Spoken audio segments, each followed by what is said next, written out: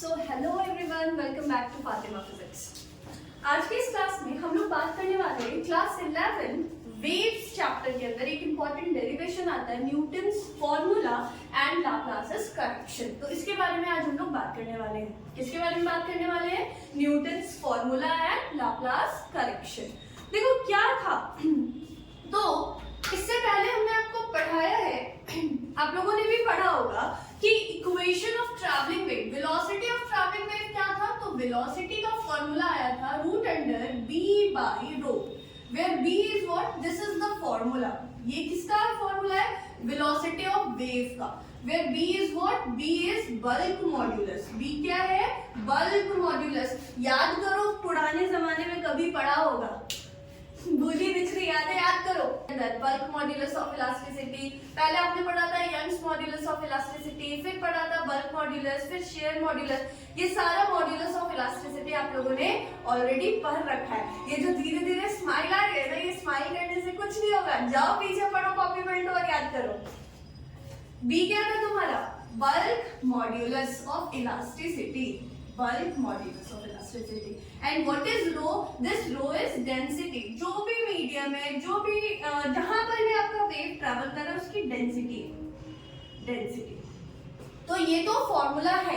अब न्यूटन साहब ने हमें क्या बताया? देखो, हम बात कर रहे हैं साउंड वेव, लॉन्गिट्यूडिनल वेव का। तो लॉन्गिट्यूडिनल वेव सबसे पहली बात ट्रैवल कैसे करता है? क्या होगा? कुछ याद आ गया? yes. देखो, पढ़ाई के बीच में पढ़ाई की बातें याद करो। हम लोग बात कर रहे थे लॉन्गिट्यूडिनल वेव का। किसका बात कर रहे थे? लॉन्गिट्यूडिनल वेव का, क्योंकि हमें स्पीड निकालनी है लॉन्गिट्यूडिनल वेव की। तो देखो, साउंड का स्पीड हमें पता है कितना होता है? 332 मीटर पर सेकेंड। 335 के अराउंड होता है, तो 332 हम लोग बोलते हैं। 335, 332 इसी के रेंज में होता है। तो देखो, physics is not about lump sum values. Physics में हम जब भी पढ़ते हैं, हम एग्जैक्ट पढ़ते हैं कि कौन सी चीज कितनी होती है। तो अब न्यूटन साहब, क्योंकि हर डेरिवेशन में न्यूटन साहब अपना योगदान दे ही रहे थे, तो उन्होंने बोला चलो हम साउंड वेव का भी स्पीड तुमको थ्योरेटिकली कैलकुलेट करके देते हैं। Experimentally we have the speed. Experimentally क्या है speed of sound? 332 metre per second. क्या है speed of sound? 332 metre per second. ठीक, तो अब बात आई थ्योरेटिकल डेरिवेशन की, कि डिराइव करेंगे हम क्या है। तो साउंड वेव ट्रैवल कैसे करता है? Compression rare fraction, compression rare fraction जो हम बोल रहे हैं। तो यहाँ पे जो एयर है सराउंडिंग में, जो मीडियम है, तो हम जब बोल रहे हैं तो वो मीडियम कंप्रेस हुआ, फिर रेयर फ्रैक्शन, फिर कंप्रेस, फिर रिलैक्स, फिर कंप्रेस, फिर रिलैक्स, और इस तरीके से वेव्स आगे प्रोपगेट कर रही है। हाँ या ना? ठीक बात, इस तरीके से प्रोपगेट कर रही है। तो अब न्यूटन साहब ने क्या बोला ना, कि सुनो, कंप्रेशन के टाइम पे अगर तुम्हें नहीं समझ आ रहा तो हम तुमको बता दें कि जो साउंड वेव है वो कुछ इस तरीके से ट्रैवल करती है।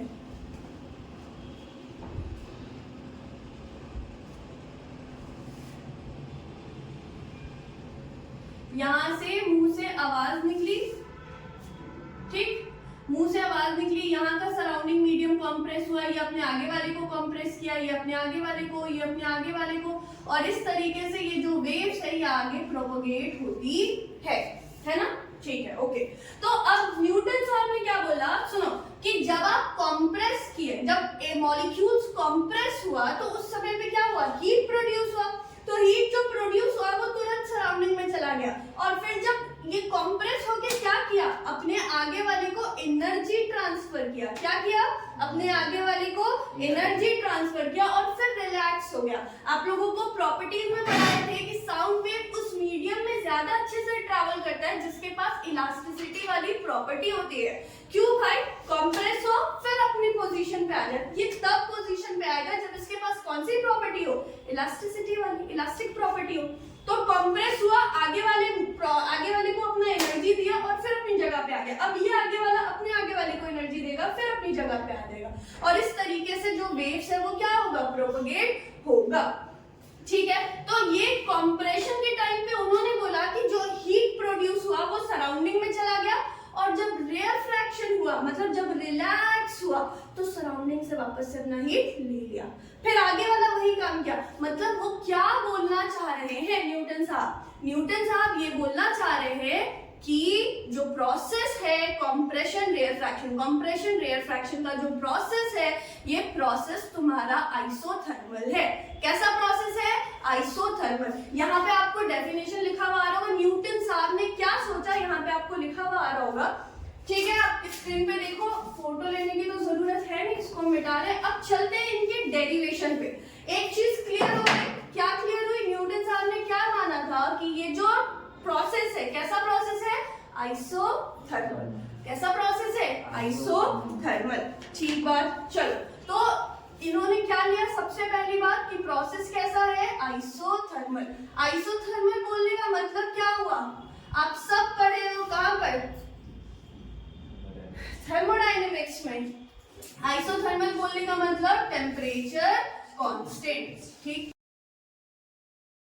PV is equal to nRT। देखो n तो कांस्टेंट है, मोल्स, r गैस कांस्टेंट, और टेम्परेचर भी अगर कांस्टेंट ले लिए तो ये सब कैसा हो गया अपना? कांस्टेंट। ठीक, तो PV is equal to constant. PV किसके बराबर आ गया? कांस्टेंट। अब दोनों तरफ हम क्या करेंगे? डिफरेंशिएट करेंगे। क्या करेंगे? डिफरेंशिएट करेंगे। तो यहाँ पे लिखेंगे differentiating both sides। अब देखो P और V प्रोडक्ट रूल है। P और V क्या है? प्रोडक्ट रूल है। प्रोडक्ट रूल का डिफरेंशिएशन आता है? बिल्कुल हमें आता है। क्या होता है प्रोडक्ट रूल का डिफरेंशिएशन? पहले वाला बाहर, दूसरे का डिफरेंशिएशन प्लस दूसरा वाला बाहर, पहले का डिफरेंशिएशन।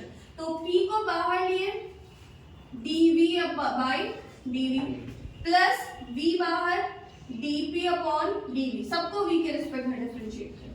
और यहाँ किसका डिफरेंशिएशन होगा? कांस्टेंट का। यहाँ किसका डिफरेंशिएशन होगा? कांस्टेंट का। बाबू मुझे ये बताओ कि कांस्टेंट का डिफरेंशिएशन कितना होता है? दिख रहा है नीचे तक? कांस्टेंट का डिफरेंशिएशन कितना होता है? 0। बिल्कुल सही। और यहाँ पे देखिए V का पावर 1 है, पावर बाहर आएगा, पावर में 1 कम होगा, तो ये हो गया P इंटू पावर 1 है, 1 बाहर, V का पावर 1 माइनस 1 प्लस इसको वैसे ही रहने दो dP बाई dV, और कांस्टेंट का डिफरेंशिएशन 0। आपको ये याद तो हो गया ना? स्पीड क्या है वेव की? Root under V by rho. इसको हम थोड़ा सा मिटा रहे हैं। अब एक बात बताओ, ये वाला टर्म यहाँ प्लस में उधर लेके जाएंगे तो माइनस हो जाएगा, तो यहाँ पर क्या हो गया? P इंटू V का पावर 1 माइनस 1 कितना हो जाएगा? 0। This will be equal to V minus V dP upon dV। याद करो वो दिन जब तुमने कभी पढ़ा था मैकेनिकल प्रॉपर्टीज ऑफ फ्लूइड्स, उसके अंदर ये एक फॉर्मूला आया था। किसका फॉर्मूला होता था ये? एकदम सही, ये किसका फॉर्मूला होता था? Bulk modulus. तो क्या हम यहाँ पर P, अच्छा सुनो, कोई भी चीज का पावर 0 होता है तो वैल्यू कितना होता है? 1। कितना होता है? 1। तो यहाँ पर हम बोल सकते हैं P is equal to minus V dP upon dV, और ये किसका फॉर्मूला है? बल्क मॉड्यूलस का। तो इसको ऐसे बोल सकते हैं B, हाँ या ना? तो यहाँ पे जो फॉर्मूला है अपने पास, velocity is equal to root under bulk modulus by rho, यानी डेंसिटी, तो क्या हम इसको ऐसे बोल सकते हैं? V is equal to root under bulk modulus की जगह क्या लिख देंगे? Pressure by density rho. Pressure by density rho. ये जो फॉर्मूला है, इस फॉर्मूला को हम लोग बोलते हैं न्यूटन्स फॉर्मूला। और न्यूटन साहब ने बोला था इस फॉर्मूले से तुम्हारा साउंड का स्पीड आ जाएगा। Newton's formula. ठीक है, इसका स्क्रीनशॉट लीजिए, जिनको स्क्रीनशॉट लेना है जल्दी जल्दी से।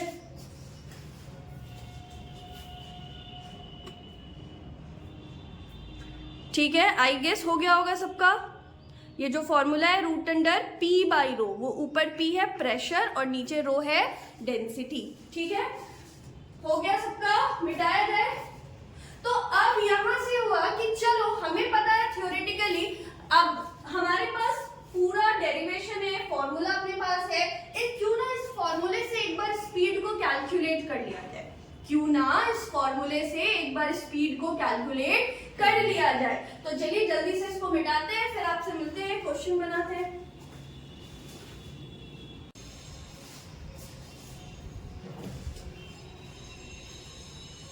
तो देखिए न्यूटन साहब ने वेलोसिटी का इक्वेशन दिया था root under p by rho. हमें किसका स्पीड कैलकुलेट करना है? साउंड का। किसका स्पीड कैलकुलेट करना है? साउंड का। तो एयर का प्रेशर हमें पता है कितना होता है, 1.013 into 10 to the power 5 pascal, और एयर की डेंसिटी कितनी होती है? 1.293 केजी पर मीटर क्यूब। तो p और रो को हम यहाँ रखेंगे, देखते हैं v velocity is equal to root under 1.013, pressure की जगह क्या रखेंगे? 1.013 into 10 to the power 5 by density. Density कितनी है अपने पास? 1.293, तो 1.293। जब आप इसको कैलकुलेट करेंगे, देखो यहां से अगर हम पॉइंट हटाते हैं तो यहाँ पर क्या आएगा? 10 टू द पावर 1 2 3, और यहाँ से भी पॉइंट उड़ाते हैं तो यहाँ भी 10 का पावर 3, तो ये खत्म, 10 का पावर 3 से 10 का पावर 3 खत्म, ठीक है। अब ऊपर है 1013 और नीचे है 1293, ये नहीं कटेगा, तो एक 10 यहाँ से ले लेंगे, तो v कितना आ गया अपने पास? रूट अंडर एक जीरो यहाँ से लिए तो ये हो जाएगा 10130 बाई 1293 और इंटू 10 का पावर अब कितना बचेगा? 4, क्योंकि एक जीरो तो ऑलरेडी ले लिए। और जब आप इसको काटेंगे ना, काटो तो जल्दी से, कितना आ रहा है? डिवाइड कीजिए, आप लोग भी जल्दी डिवाइड कीजिए, कितना आ रहा है?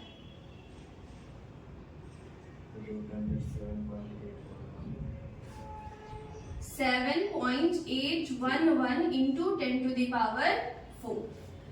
ओके, अब जब 7.811 को हम रूट से देखो, ये 10 का पावर 4 है बाबू, तो आप इसको ऐसे भी तो लिख सकते हैं 10 का पावर 2 का स्क्वायर, ये तो सीधे 10 का पावर 2 बाहर आ जाएगा। जब इसको हम रूट से बाहर निकालेंगे ना, तो देखो 3 नहीं होगा, क्यों? क्योंकि 3 का स्क्वायर क्या होता है? 9, ठीक, ये 3 तो नहीं है। अब जल्दी से इसको कैलकुलेट करो, कितना? 3 से कुछ कम ही होगा, कितना आ रहा है ये? 2.8, इसका रूट अंडर आया 2.8, 3 से कम आना था हमें पता था, और 2 से काफी ज्यादा आना था, क्योंकि 2 का स्क्वायर होता है 4, 3 का स्क्वायर होता है 9, तो 2.8 आया, और यहाँ से स्क्वायर हटेगा, रूट यहाँ पे क्या बचेगा? 10 का पावर 2, तो v हमें कितना मिल गया? 280 मीटर पर सेकेंड। ये क्या दिक्कत हो गया? न्यूटन साहब ने तो हमें बताया, ये सर न्यूटन ने हमें बोल दिया कि ये फॉर्मूला है, लेकिन जब इस फॉर्मूले पे हम कैलकुलेट कर रहे हैं तो हमें क्या मिल रहा है answer? 280 metre per second. But what is the actual value of speed of sound? 332 metre per second. What is the actual value of speed of sound? 332 metre per second. ये चेंज कहां से आ रहा है? कुछ छूट रहा है, समथिंग इज मिसिंग। तो अब यहाँ पर रोल आया लाप्लास साहब का। तो लाप्लास साहब ने क्या बोला? लाप्लास साहब ने सजेस्ट किया कि न्यूटन सर, आप जो ये बोल रहे हैं कि प्रोसेस आइसोथर्मल है, क्या है? आइसोथर्मल। न्यूटन साहब ने यही बोला था ना कि आइसोथर्मल प्रोसेस है, कंप्रेशन के टाइम पे जो हीट प्रोड्यूस होगा वो सराउंडिंग में चला जाएगा, और रेयर फ्रैक्शन के टाइम पे सराउंडिंग से ले लेगा। मतलब पूरे प्रोसेस में टेम्परेचर कैसा रहेगा? कांस्टेंट। लेकिन बाबू आप लोग यहाँ थर्मोडायनेमिक्स पढ़ के आए हो, थर्मोडायनेमिक्स में आप लोगों ने बहुत अच्छे से पढ़ा था, आइसोथर्मल प्रोसेस बहुत स्लो प्रोसेस होता है, इतना स्लो ताकि उसका टेम्परेचर थ्रू आउट क्या रहे? कांस्टेंट रहे। ये बताया किसने? लाप्लास साहब। ये बताया किसने? लाप्लास साहब ने, कि सर आपने जो आइसोथर्मल प्रोसेस लिया है, आइसोथर्मल प्रोसेस क्या होता है? बहुत स्लो प्रोसेस होता है, so that the temperature of the system और the surrounding remains the same. Temperature कैसा रहे? सेम रहे। ये जो कंप्रेशन रेयर फ्रैक्शन है साउंड का, ये बहुत फास्ट होता है। मतलब यहाँ पे एक छोटी सी चीज छूट रही है, ये प्रोसेस आइसोथर्मल नहीं है, ये प्रोसेस कैसा है? एडियाबेटिक। कैसा प्रोसेस है? एडियाबेटिक। तो ये बताया था हमें किसने? लाप्लास साहब ने। अब न्यूटन सर बहुत सारा डिस्कवरी करके आए, उनको गलत नहीं बोल सकते, तो इसीलिए यहाँ पे नाम दे दिया गया लाप्लास करेक्शन। क्या नाम दिया गया? Laplace correction. ठीक है, तो ये आपका क्वेश्चन भी होता है कि वेलोसिटी ऑफ साउंड वेव निकालिए अकॉर्डिंग टू न्यूटन्स फॉर्मूला। तो अगर ये मेंशन कर दिया जाए कि अकॉर्डिंग टू न्यूटन्स फॉर्मूला बताइए, तो आप इस तरीके से कैलकुलेट करेंगे। एयर की डेंसिटी इतनी होती है, प्रेशर इतना होता है। आई थिंक आप लोगों ने स्क्रीनशॉट ले लिया होगा। Now I am going to rub the board. मिटाया जाए? चलिए,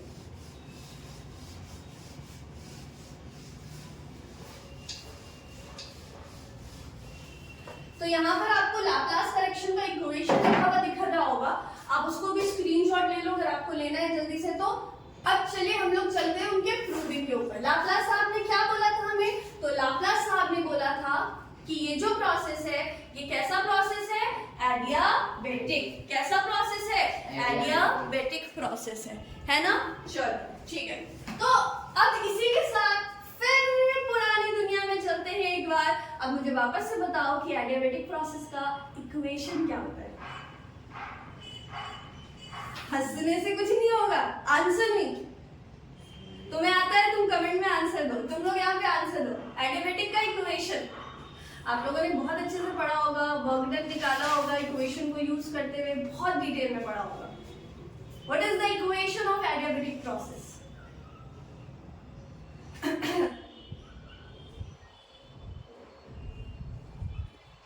ऐसे कैसे चलेगा? क्या याद आ रहा है? पी वी का power gamma is equal to constant. अब बात करें लाप्लास करेक्शन का। तो लाप्लास साहब ने प्रोसेस कैसा लिया था? Adiabatic process. Adiabatic process. And what is the equation? Equation is P V का power gamma is equal to constant. P V का power gamma is equal to constant. What is this gamma? What is this gamma? This is the ratio of molar specific heat capacity at constant pressure to the molar specific heat capacity at constant volume, Cp by Cv। Mono atomic के लिए आपने पढ़ा था, die atomic के लिए पढ़ा था, poly atomic के लिए पढ़ा था। पॉली एटमिक में दो केसेस आपने पढ़ा था कि जब लीनियर हो तो कितना होता है, जब नॉन लीनियर हो तो कितना होता है। ऐसे नहीं चलेगा, ऐसे ना छोड़ दो। आ चलो, पी वी का power gamma is equal to constant. Adiabatic process, अब हम इसको क्या करेंगे? डिफरेंशिएट करेंगे। सेम प्रोसेस जो न्यूटन साहब ने यूज किया था, न्यूटन साहब ने जो प्रोसेस यूज किया था, सेम प्रोसेस हम यहाँ पे यूज करने वाले हैं। तो डिफरेंशिएटिंग बोथ साइड, तो यहाँ पे हो जाएगा डी पी वी का power gamma by D V is equal to D constant by D V. यहाँ पे फिर किसका डिफरेंशिएशन है? प्रोडक्ट रूल है, चेन रूल है। प्रोडक्ट रूल का डिफरेंशिएशन कैसे होता था? पहले वाला बाहर, दूसरे का डिफरेंशिएशन प्लस दूसरा वाला बाहर, पहले का डिफरेंशिएशन। तो P बाहर dV to the power gamma by dV plus V to the power gamma बाहर dV बाई dV। और यहाँ पे आप हमें बताइए कांस्टेंट का डिफरेंशिएशन 0। ये आंसर बहुत तेजी से आता है। कांस्टेंट का डिफरेंशिएशन 0। Good, very good. चलो, गामा पावर क्या होता है? पावर बाहर, पावर में कम। तो P गामा बाहर और V to the power gamma minus 1। और इस टर्म को उधर लेके जाएंगे तो क्या हो जाएगा? Minus V to the power gamma dP by dV। dP by dV। Let me check नीचे का दिख रहा है या नहीं? हाँ चलो, दिख रहा है। ओके, तो अब हम लोग क्या करेंगे? तो अब हम ये जो V to the power gamma minus 1 है, इसको हम इधर भेजेंगे। तो जब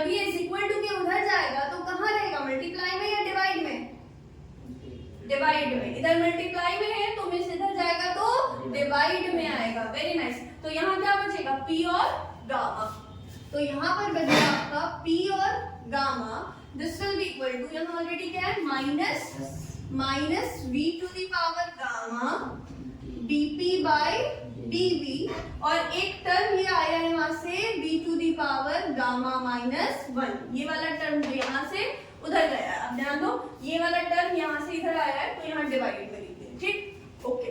अब सुनो, किसी भी चीज को डिनोमिनेटर से न्यूमरेटर में लेके जाते हैं तो उसका पावर क्या होता है, चेंज। तो यहाँ पे गामा माइनस 1 है तो ऊपर जाएगा तो क्या हो जाएगा, minus B to the power gamma है, और इस वाले टर्म को ऊपर लेके जाएंगे तो ये गामा प्लस में था तो माइनस गामा, और ये 1 के आगे माइनस है तो ये प्लस 1।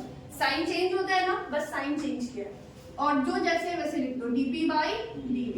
यहाँ ध्यान दो, बेस सेम है तो पावर ऐड हो जाएगा, तो p into gamma this will be equal to minus v, ये क्या हो गया, gamma minus gamma plus 1, base same है पावर ऐड कर दिए, dp बाई dv।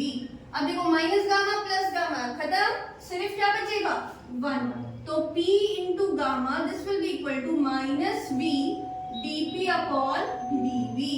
अच्छा, ये किसका फॉर्मूला है,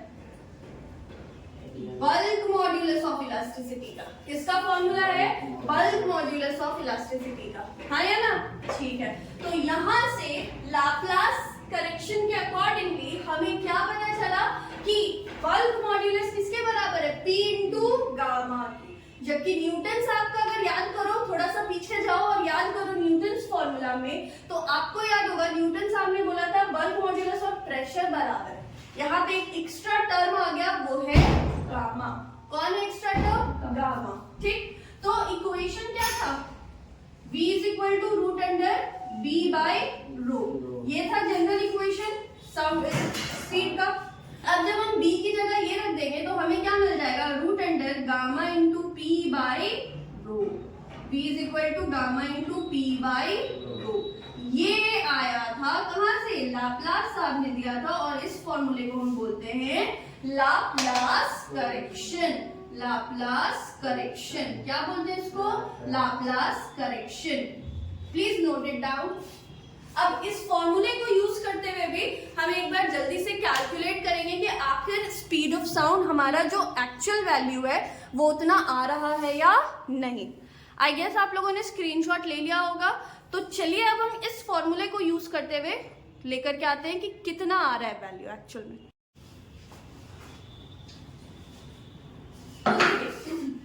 हम लोगों ने बात किया, ये आया लाप्लास करेक्शन से फॉर्मूला। अभी जस्ट हमें पता है कि प्रेशर क्या होता है 1.013 इंटू 10 टू द पावर 5, और नॉर्मल डेंसिटी एयर का कितना होता है 1.293। ये जो हमारा एयर है इसमें मोस्टली जो मॉलिक्यूल्स है वो कैसे पाए जाते हैं, डायटोमिक, N2, O2, H2, ठीक है, मोस्टली डायटोमिक। तो डायटोमिक के लिए गामा हमें कितना मिल जाता है 7/5, ठीक, ओके। तो जब इन वैल्यूज को हम यहाँ रखते हैं तो देखिए तो v कितना आएगा, v is equal to root under gamma यानी कि 7/5 इंटू p बाई रो, तो p 1.013 into 10 to the power 5 by 1.293। अच्छा सुनो, इस वैल्यू को तो जस्ट अभी कैलकुलेट किए हैं, कितना आया है 280 मीटर पर सेकेंड। इसको कैलकुलेट करना है, अब उधर वाला मिटा रहे हैं, ठीक है।